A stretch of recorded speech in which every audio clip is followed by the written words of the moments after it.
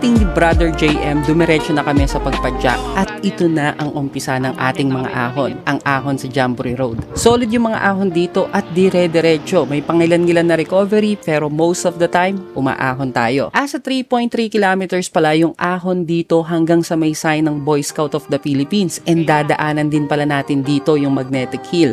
At pagkatapos no, nandito na tayo sa Lusong. Gaya nga ng sabi ko, mag-iingat tayo dito dahil sharp curve to at bulusok yung Lusong. After ng Lusong dyan, bubungad na agad sa'yo yung dalawang siko na matarik yung gradient. Ito na yung pinakamahirap na segment ng ahon dito sa Jamboree. Meron itong max gradient na 13%. Pahihirapan ka talaga ng ahon na yan since dire-diretso at matarik talaga. Yung sinasabi ko na bulusok yung Lusong kaya kailangan mag-iingat kayo. Napaka-solid talaga mag-bike dito sa Makiling. Patikim pa lang naman to. Bali nasa unang